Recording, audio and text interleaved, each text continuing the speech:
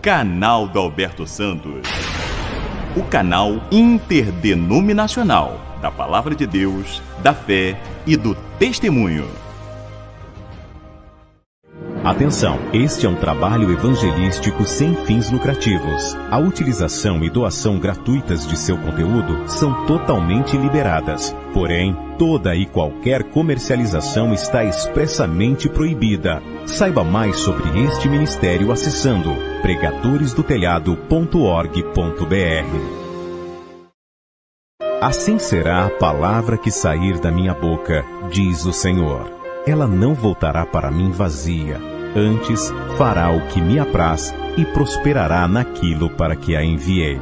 Acompanhe agora a poderosa pregação da Palavra de Deus, ministrada pelo pastor João Ribe Palharim, em um dos encontros de Paz e Vida, um oferecimento dos pregadores do telhado. Feliz a nação cujo Deus é o Senhor. Por favor, abra o Evangelho no livro de Atos dos Apóstolos, capítulo 21, versículo 27. Assim que você achar, veja se ao teu lado tem alguém sem o Evangelho. Se aproxime da pessoa, mesmo não a conhecendo, e divida com ela essa leitura. Acharam? Atos 21, 27. Está escrito assim: quando os 7 dias estavam quase a terminar, os judeus da Ásia, vendo-o no templo, alvoroçaram todo o povo e lançaram mão dele, clamando: varões israelitas, acudi! Este é o homem que por todas as partes ensina a todos contra o povo e contra a lei e contra este lugar, e demais disto, introduziu também no templo os gregos e profanou este santo lugar. Porque tinham visto com ele na cidade a Trófimo de Éfeso, o qual pensavam que Paulo introduzira no templo. Amém? Quantos creem nesta palavra que foi lida? Creem que isto de fato aconteceu? Então desocupe as tuas mãos e vamos fazer o impossível para dar a melhor salva de palmas que Vitória e o Espírito Santo já deu para o Senhor Jesus. Para essas palmas melhorarem, abra tua boca e diga glória a Deus. Olhando para o alto, diga glória a Deus. Isso, vai agora por tua conta, aplaudindo e dando glória. Olha que coisa linda. Vamos fazer chegar no céu a melhor salva de palmas que o Espírito Santo já deu para o Senhor Jesus. Vai glorificando e aplaudindo com todo o teu coração, com toda a tua alma, com todo o teu entendimento e com todas as tuas forças. Você que está ouvindo pela rádio, glorifique também conosco. Vamos levantar um grande louvor até o céu agora. Senhor Deus e Pai Todo-Poderoso, não apenas o povo de Vitória do Espírito Santo está te aplaudindo, mas onde qualquer pessoa estiver ouvindo pela rádio, também estão te dando glória. Então abençoe cada vida que te glorifica, e sobre cada uma destas pessoas, derrame agora a tua bênção, derrame a tua graça, derrame a tua virtude, derrame o teu poder. Pai querido, este povo não veio aqui para ouvir o homem, porque o homem não tem nada a dizer. As pessoas que ligaram o rádio não querem escutar o que o homem tem para falar. Todos querem ouvir a tua voz. Então vem agora com teu Espírito Santo e tome o lugar do pregador. Tome a boca do mensageiro. Fale com cada vida que está aqui nesta igreja e com cada pessoa que está ouvindo pela rádio. Envia a tua palavra. Remove todo obstáculo. Faz a tua palavra prosperar naquilo para o qual está sendo enviada. Confirma, Senhor, agora com sinais, prodígios e maravilhas, e que a tua palavra vá e produza o resultado para o qual está sendo mandada. Em nome do Senhor Jesus, diga amém, Jesus. Glória a Deus. Quem tiver lugar pode sentar. Deixa eu explicar uma coisa aqui para você entender o que está acontecendo. O apóstolo Paulo era judeu. Mas ele já tinha percorrido boa parte dos países estrangeiros, pregando o evangelho, e tinha feito muitos discípulos. E o apóstolo Paulo agora estava em Jerusalém e resolveu ir até o templo. E quando Paulo estava dentro do templo de Jerusalém, alguns judeus, inimigos de Paulo, que eram também da Ásia, isto é, do estrangeiro, mas eram judeus, que se encontravam em Jerusalém na mesma ocasião, quando viram Paulo ali no templo, começaram a gritar contra ele. E começaram a dizer para os judeus que estavam no templo: varões, este homem introduziu no nosso templo os gregos. E fizeram essa acusação que foi um reboliço. Os judeus revoltados queriam pegar Paulo e espancá-lo por causa disso. Veja o que diz aqui o versículo 30. E alvoroçou-se toda a cidade e houve grande concurso de povo. E pegando de Paulo, o arrastaram para fora do templo, e logo as portas se fecharam. E procurando eles matá-lo, chegou ao tribuno da corte o aviso de que Jerusalém estava toda em confusão. Este, tomando consigo soldados e centuriões, correu para eles. E quando viram o tribuno e os soldados, cessaram de ferir a Paulo.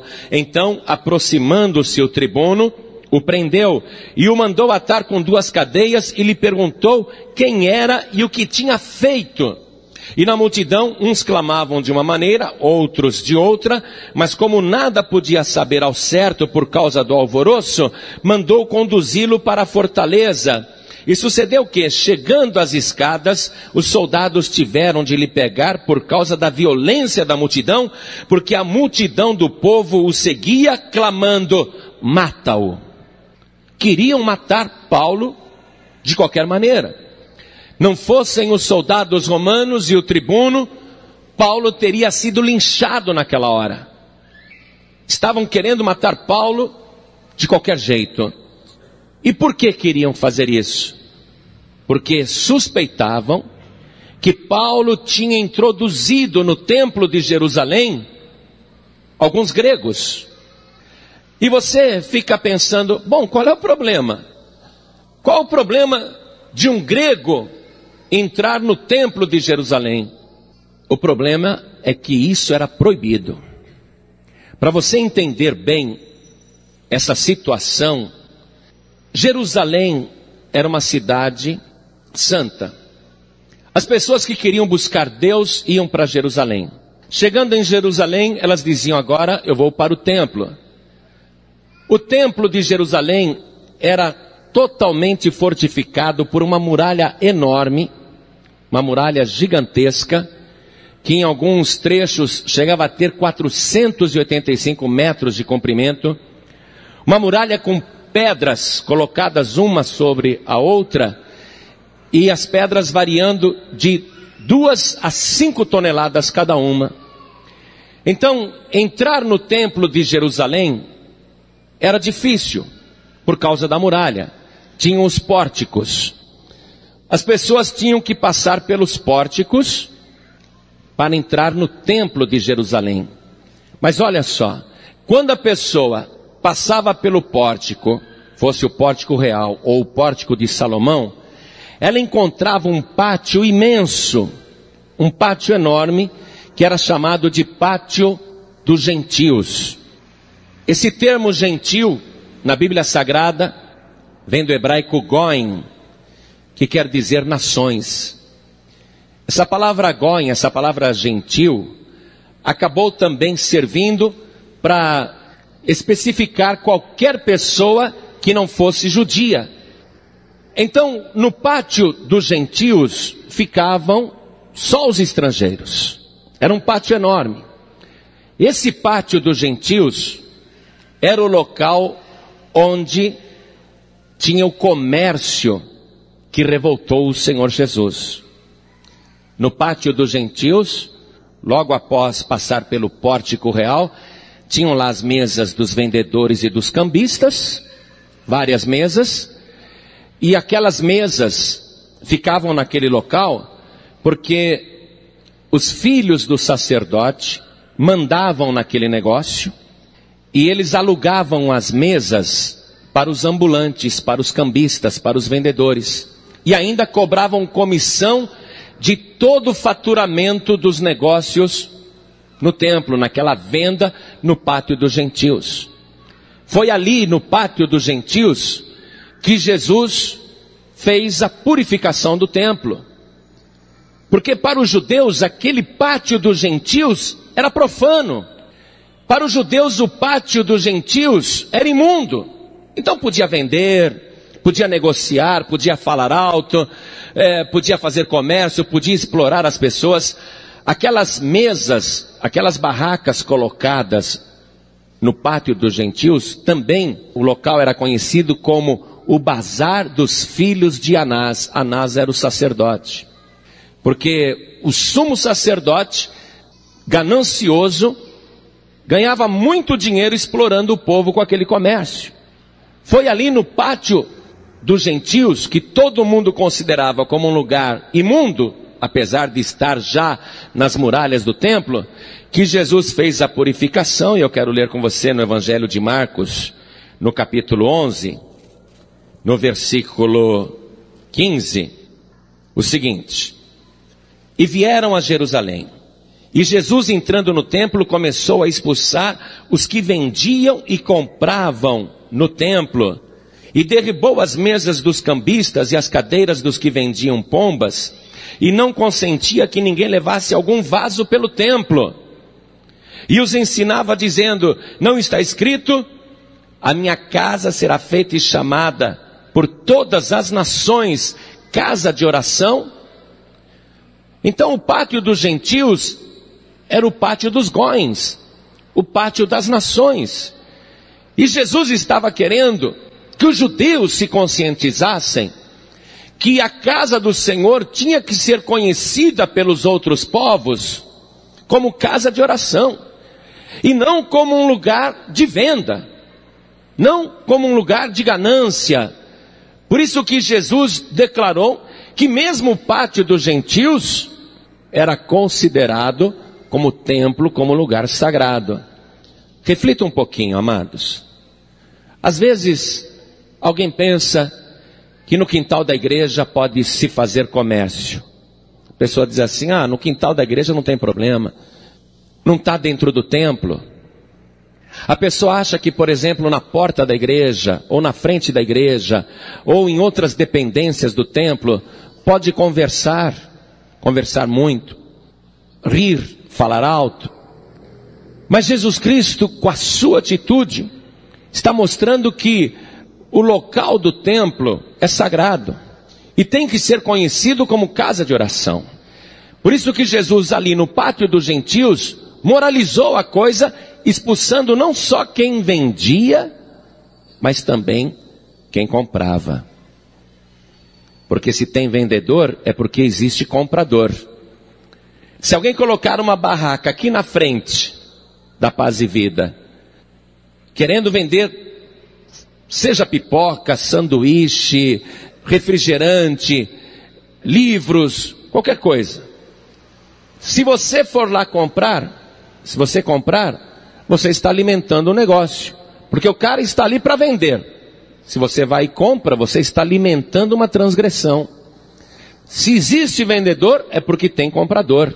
Por isso que você lê aqui que Jesus expulsou do templo os que vendiam e os que compravam.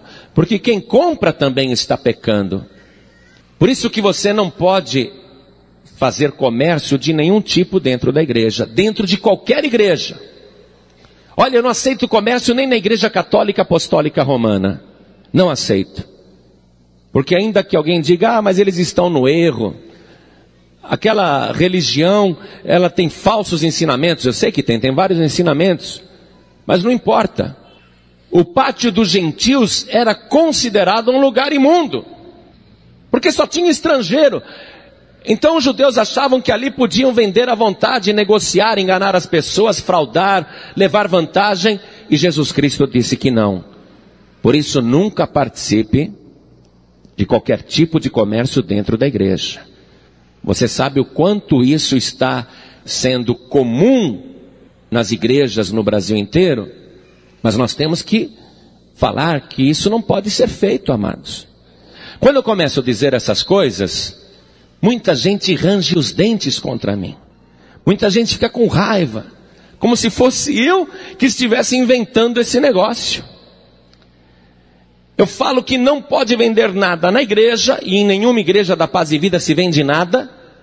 Você pode ir em qualquer igreja da Paz e Vida no Brasil inteiro, você não vai ver a venda de nada, não tem cantina, não tem lanchonete, não tem livraria, não tem nada disso. E se algum pastor nosso fizer qualquer tipo de comércio, ele é suspenso na hora, nós colocamos outro no lugar. Mas não precisamos nem tomar essa atitude, porque todos os nossos pastores, todos os nossos obreiros e todos os nossos membros, o que é melhor ainda, não somente os obreiros, mas os membros da Paz e Vida, sabem que quando entram neste lugar, estão entrando na casa de oração do Deus Todo-Poderoso. Que aqui o nome do Senhor é invocado, o nome do Senhor é glorificado, e Ele opera no meio do seu povo. Nunca compre nada. E tenha reverência, mesmo nas outras dependências da casa do Senhor. Você viu que Jesus não deixava o pessoal nem caminhar carregando o vaso? Ah, vou pegar isso, mas na hora do culto, vou carregar e vou levar para lá. Mas na hora da mensagem, eu vou até o banheiro. Mas no meio do culto, Jesus não permitia que ninguém caminhasse. Olha só, Ele colocou ordem na coisa, você está compreendendo isso? E às vezes a gente fica até triste com o que acontece em muitos cultos, onde não há reverência. A igreja tem uma cantina lá atrás, o culto acontecendo, e o pessoal lá na cantina, me dá um refrigerante, outro me dá um quibe, outro me dá um pastel. E aí, meu irmão, como é que tá? Tudo bem? Não estou muito bem não. E aquele bate-papo enquanto a mensagem está se desenvolvendo. Amado, amada, você não veio na casa de Deus hoje? Você quer ter um encontro com Deus? Então não importa, desligue celular, desligue bip, interrompa qualquer comunicação com quem está à tua direita, à tua esquerda. Não se levante para nada, nem por necessidade. Volte o teu coração para a palavra e abra bem os teus ouvidos, porque aqui neste lugar, Deus tem uma palavra poderosa para a tua vida. E se você se distrair, você vai perder a tua bênção. Mas se você dar agora a Deus toda a glória e atenção, Deus vai falar com você poderosamente. Foi no pátio dos gentios isso, no pátio dos estrangeiros. Quem eram os estrangeiros? Todos os que não eram judeus. Ali no pátio dos gentios, que era enorme, os judeus também transitavam, mas eles queriam ir para o santuário. Todos que estavam no pátio dos gentios queriam ir para o santuário. E o santuário ficava no meio do pátio dos gentios. Era um edifício dourado, magnífico, resplandecente, chamava atenção. Mas todos os que estavam no pátio dos gentios, que queriam ir para o santuário, encontravam um muro de mais ou menos 1,5 metros de altura, com pedras largas e pesadas de 2 toneladas cada, e aquele muro de 1,5 metros de altura circulava todo o santuário, e tinha 12 portas, 12 passagens, passagem estreita, uma passagem pequena que uma só pessoa passasse por vez. E ao lado de cada portinha, ao lado de cada passagem nesse muro baixo, tinha uma placa de pedra de mais ou menos 1,5 metros de comprimento por 80 de altura. O Museu de Istambul tem uma réplica dessa pedra, e essa pedra estava escrita em 3 idiomas, em hebraico, em grego e em latim. E essa placa dizia o seguinte: nenhum estrangeiro pode passar a barreira e o muro que cerca o santuário. Qualquer estrangeiro que for pego fazendo isso, será culpado pela sua consequente morte. Então qualquer estrangeiro que quisesse entrar no santuário, passando por aquela passagem estreita, via a placa, com letras gravadas na pedra e pintadas de vermelho, dizendo que se algum estrangeiro se atrevesse a passar por ali, seria responsável pela sua própria morte. Então nenhum estrangeiro passava. Ele não era nem louco, porque os judeus matavam mesmo. Você vê, eles estão querendo matar Paulo por causa disso, porque suspeitam que Paulo introduziu algum grego dentro do santuário.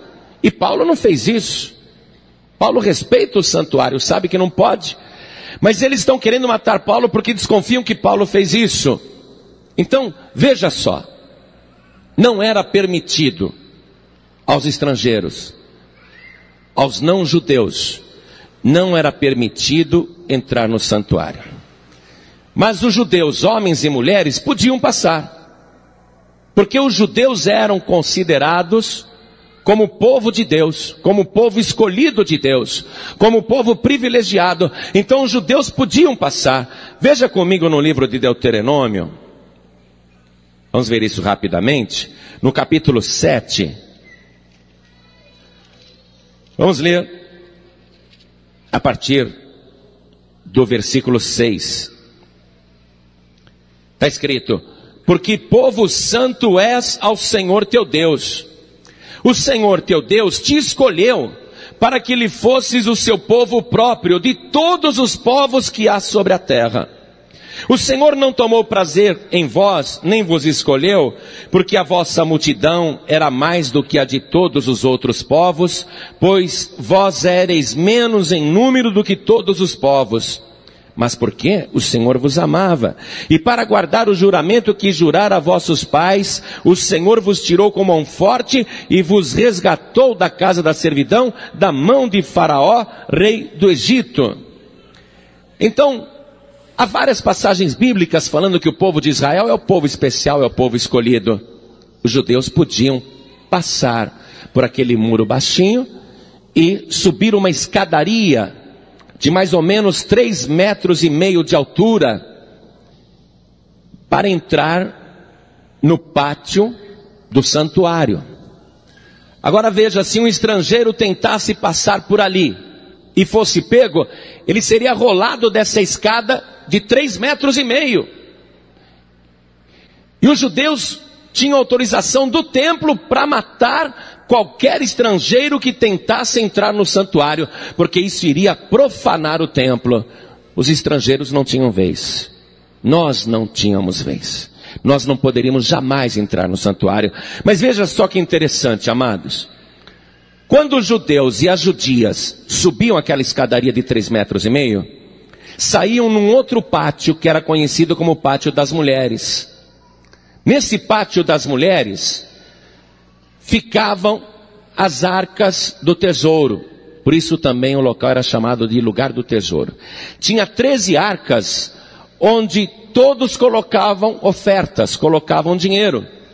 Foi ali no pátio das mulheres que Jesus viu aquela viúva pobre colocando as 2 moedinhas, e Jesus a elogiou não porque ela tivesse dado o que sobrava, mas sim porque estava dando tudo o que tinha. Mas depois do pátio das mulheres, que era imenso, lá no fundo tinha uma outra escadaria de 3,5 metros de altura. Mas só os homens podiam subir por aquela escada. Para as mulheres não era permitido subir aquela escadaria. As mulheres teriam que ficar restritas ao pátio das mulheres. Então as mulheres ficavam tristes. Poxa, eu queria subir ali, eu queria entrar naquele lugar mais sagrado, mas não é permitido para nós mulheres. Aí os homens todos felizes diziam: que sorte que eu tive de ter nascido homem, porque eu posso subir essa escadaria. E os homens iam todos felizes, e as mulheres tristes lá embaixo. Aí os homens subiam aquela escadaria e davam em outro pátio, que era chamado o Pátio de Israel. E naquele pátio de Israel só tinha homens judeus. Nenhum estrangeiro e nenhuma mulher. Só os homens podiam entrar ali.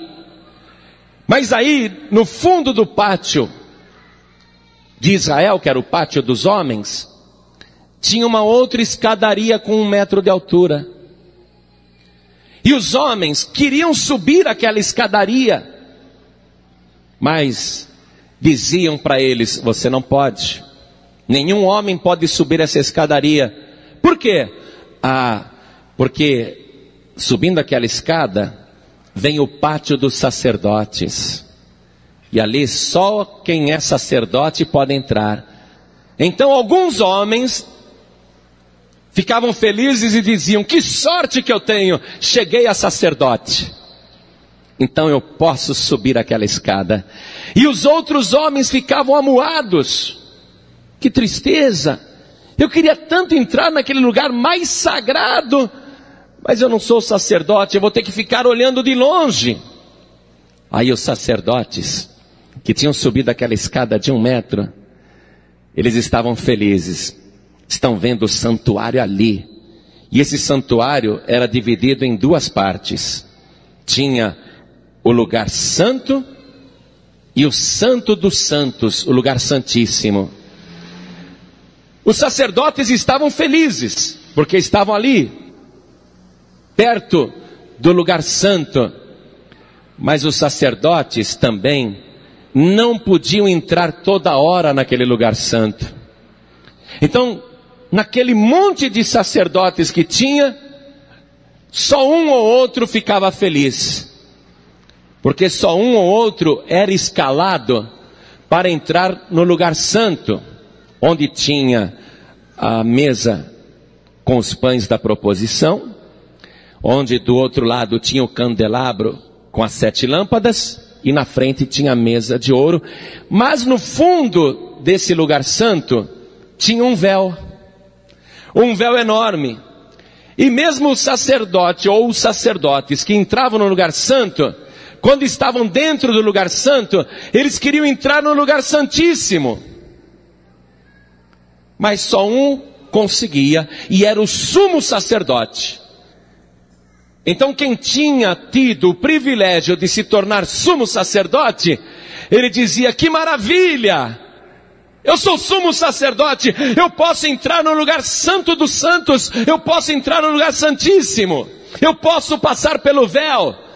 Mas a lei de Moisés dizia: não é assim não, sumo sacerdote. Você só vai entrar ali 1 vez por ano, quando for para fazer a expiação pelo povo.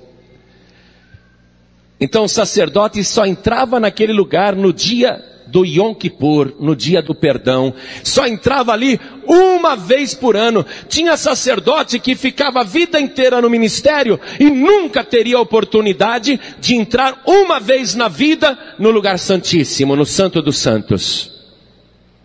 Era mais difícil entrar ali do que ganhar numa loteria hoje. Poucos sacerdotes tiveram esse privilégio na vida. Conclusão, amados. Conclusão. Nós estamos vendo que no Antigo Testamento há limites para todos e acepção de pessoas. Primeiro, não pode entrar porque é estrangeiro, não é judeu. Poxa, que chato, por que eu não nasci judeu? Por que eu sou grego? Por que eu sou italiano? Por que eu sou espanhol?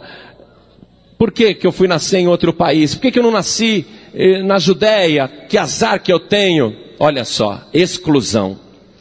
Aí depois que estava no pátio dos gentios, bom, eu queria entrar ali, não posso.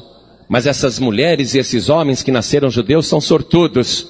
Só que as mulheres subiam e ficavam no pátio, e os homens continuavam. Os homens subiam, mas depois não podiam avançar, porque ficavam restritos àquela área. A mesma coisa acontecia com os sacerdotes e até com o sumo sacerdote. Uma religião que não dava comunhão com Deus. Uma religião que mantinha as pessoas longe de Deus. O que você está vendo? Que apesar dos gentios representarem o povo de última categoria da terra, o povo de quinta categoria, a ralé, o povinho, o sumo sacerdote não era melhor do que o gentil, não era melhor do que os outros, porque todos tinham restrições para entrar.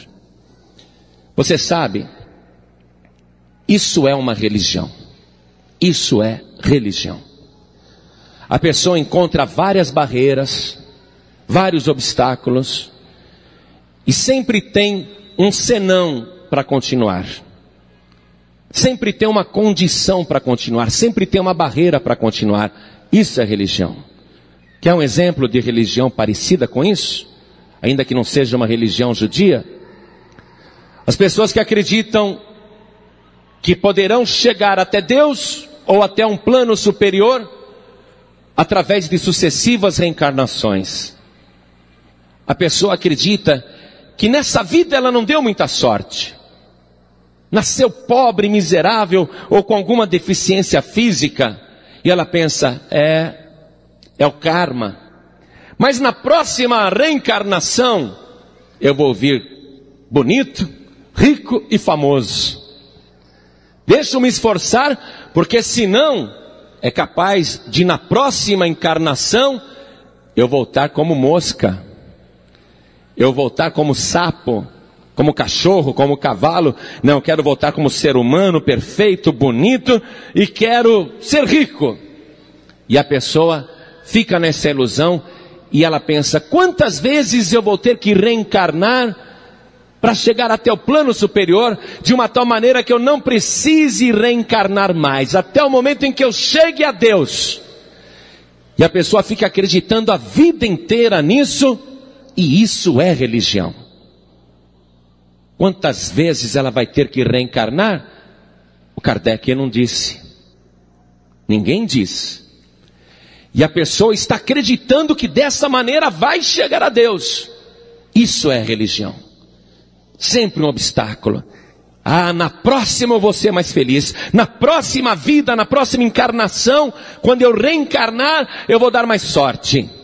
E a pessoa fica esperando, olhando de longe. Só que religião nenhuma leva a Deus. Nenhuma religião leva a pessoa a Deus. Vou te dar outro exemplo, que é muito parecido com o que acontecia em Israel. Olha só. A pessoa acredita que para conseguir uma dádiva, um milagre, ela tem que fazer uma peregrinação até tal cidade, porque ela acredita que aquela cidade é uma cidade sagrada. Aí a pessoa vai até aquela cidade, em peregrinação, fazendo romaria. Aí ela vai e procura um padroeiro, uma padroeira, um santinho, uma santinha. E a pessoa está pegada com aquele padroeiro e não consegue a bênção. Aí ela vai falar com o sacerdote. O sacerdote diz, olha, essa padroeira que você escolheu não é boa não, mas tem essa outra aqui, que é especial para quem está endividado. Aí a pessoa se apega com aquela padroeira dos endividados e fica fazendo promessa, acendendo vela, esperando. Aí ela vai falar com o sacerdote, não consegui. Bom, mas tem esse outro padroeiro aqui, que é o das causas impossíveis. Faça uma novena. Aí a pessoa se apega naquela novena com aquele padroeiro das causas impossíveis. E aí vai. Não consegui, sacerdote. Mas tem esse outro padroeiro, essa outra padroeira que desata nós.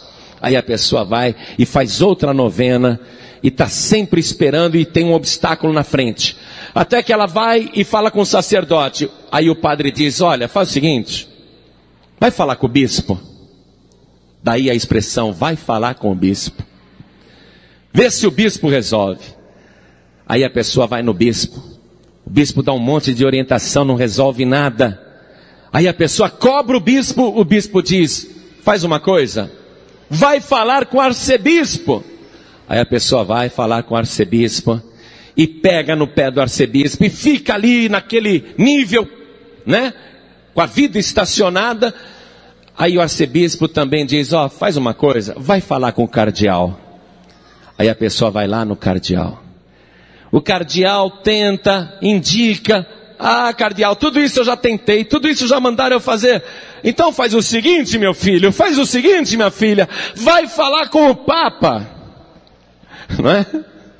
Vai reclamar com o Papa. E a pessoa fala: puxa, difícil, né? Vou ter que ir para Roma para falar com o Papa, e será que o Papa vai me atender? E a pessoa fica nessa expectativa. Se ela conseguir falar com o Papa vai dizer: meu filho, minha filha, vai falar com Maria. Ah, tá bom, vou falar com a Maria. Aí vai lá na Maria. Aí a Maria diz: mas meu filho, vai falar com o Pedro. Vai falar com o anjo da guarda. E a pessoa vai, e é esse caminho longo, onde a pessoa nunca chega, só olha de longe e só encontra o vazio.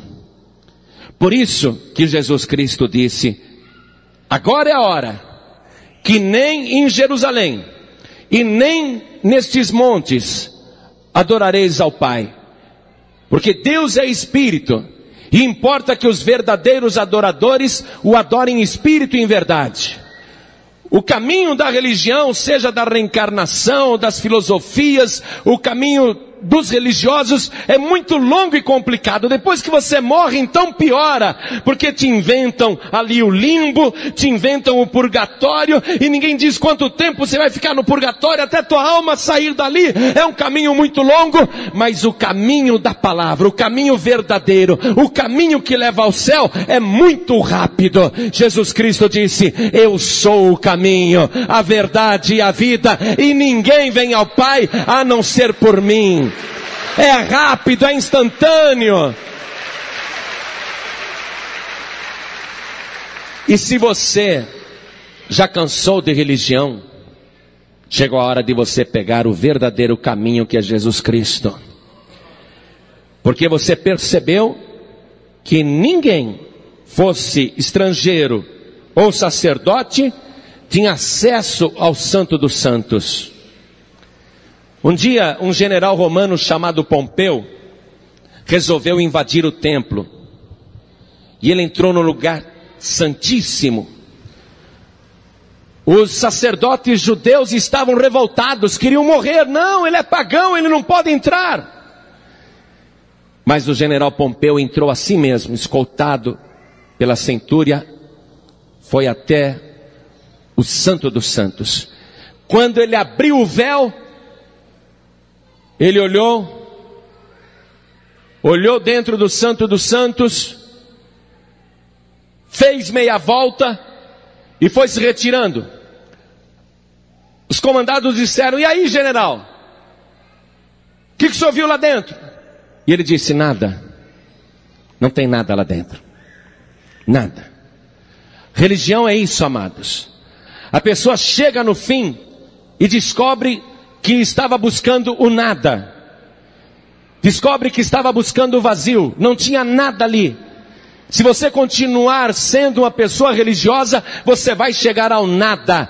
Mas se você entregar tua vida para Jesus, você vai chegar em tudo. Porque Jesus Cristo é o Criador dos céus e da terra. Ele é o Verbo de Deus. Todas as coisas existem por Ele e foram criadas por Ele. E nada do que foi feito se fez.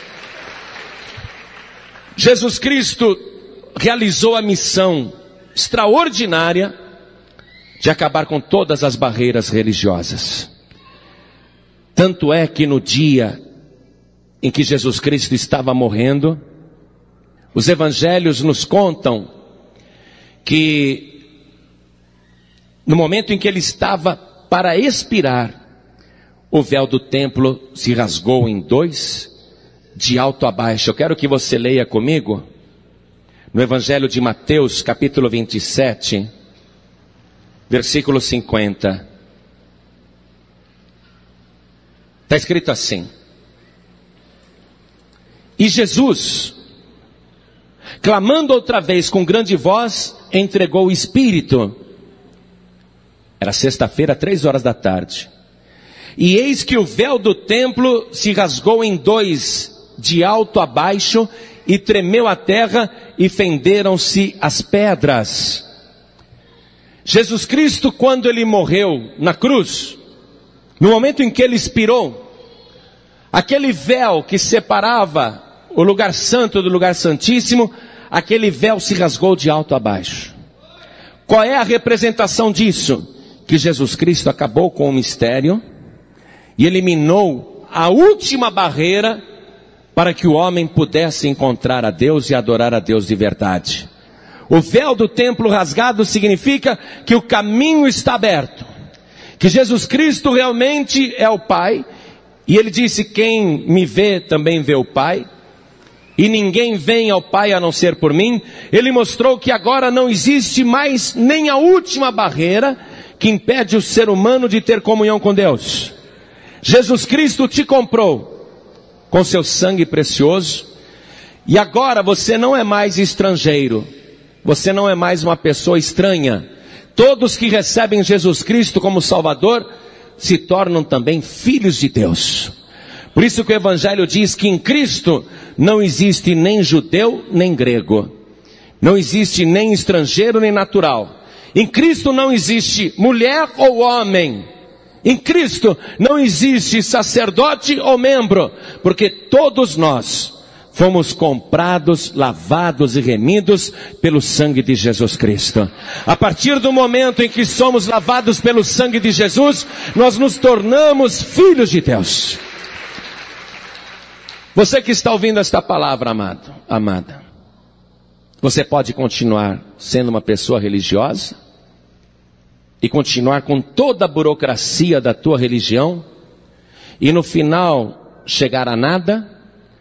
Ou você agora resolve receber o plano de Deus, porque é plano de Deus simplificar tudo, e você se torna filho de Deus, e passa a ter contato diário e permanente com o próprio Deus. Você sabe por que Jesus Cristo conquistou isto por nós na cruz do Calvário, amados? Você sabe por que agora você tem acesso ao Pai? Há uma explicação no Evangelho para isso. Eu quero que você que está acompanhando a palavra de Deus, eu quero que você veja comigo no Evangelho de Lucas, capítulo 23, versículo 38. Está escrito assim: e também por cima dele estava um título, escrito em letras gregas, romanas e hebraicas: este é o Rei dos Judeus. Quero que você atente para este detalhe. Sobre ele tinha um título: este é o Rei dos Judeus, escrito em 3 idiomas. E repare que são os mesmos idiomas em que aquela placa de proibição estava escrita. A placa proibindo o acesso ao santuário estava escrita em hebraico, em grego e em latim. Ninguém se atrevia a passar por ali porque sabia que morria. Mas Jesus Cristo, quando expirou, o véu do templo se rasgou de alto a baixo e ele eliminou a última barreira que o ser humano poderia enfrentar para ver Deus. Sobre a sua cabeça tinha também essa placa, escrita em hebraico, em grego e em latim: este é Jesus, o Rei dos Judeus.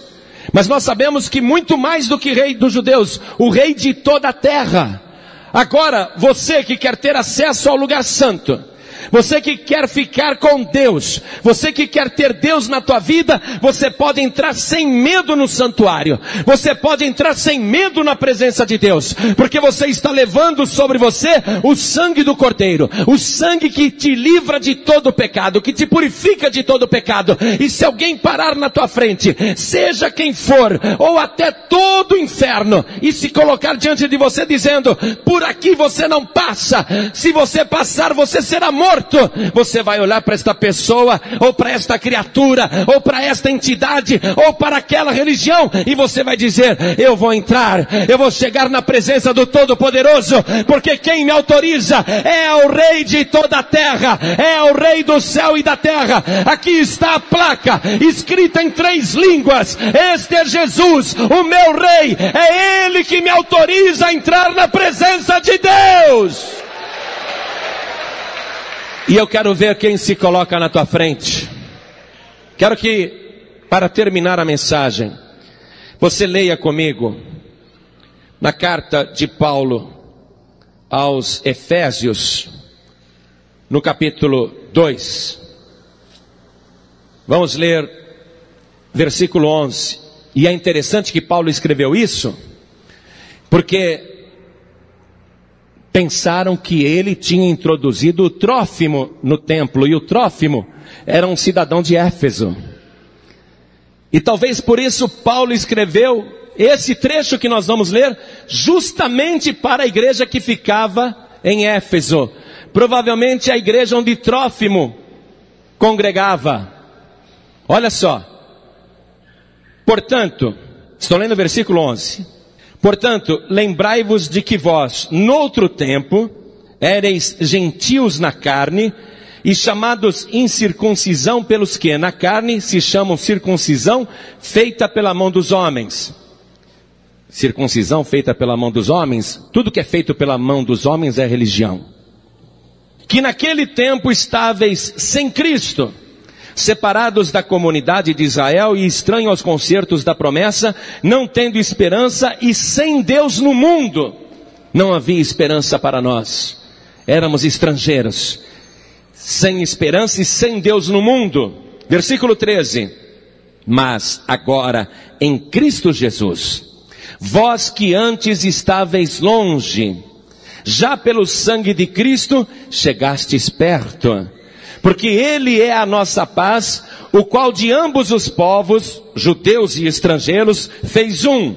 E derribando a parede da separação que estava no meio, sabe aquela parede da separação, aquele muro de 1,5 metro de altura, sabe o véu do templo? É isso que Paulo está dizendo. Paulo está dizendo: e derribando a parede de separação que estava no meio, na sua carne, desfez a inimizade, isto é, a lei dos mandamentos que consistia em ordenanças. Preste atenção, ele desfez a lei dos mandamentos. Por favor, não me defenda um artigo dos mandamentos do Antigo Testamento. Ele desfez a inimizade, isto é, a lei dos mandamentos, que consistia em ordenanças, para criar em si mesmo dos dois um novo homem, fazendo a paz, e pela cruz reconciliar ambos com Deus em um corpo, matando com ela as inimizades, e vindo ele, evangelizou a paz a vós, que estáveis longe, e aos que estavam perto, porque por ele, ambos temos acesso ao Pai em um mesmo Espírito. Atenção, porque por ele, ambos, judeus e estrangeiros, temos acesso ao Pai em um mesmo Espírito. Assim, já não sois estrangeiros, nem forasteiros, mas concidadãos dos santos e da família de Deus. Oh, glória! Através de Cristo você deixa de ser estrangeiro e se torna membro da família de Deus. Você acabou de ouvir uma inédita mensagem nos Encontros de Paz e Vida. Um oferecimento dos Pregadores do Telhado. Acesse pregadoresdotelhado.org.br. Não guarde essa mensagem para você. Se você gostou, compartilhe com seus amigos. Se inscreva em nosso canal, clique no sininho e ative as notificações. Que Deus abençoe a sua vida e até o próximo vídeo.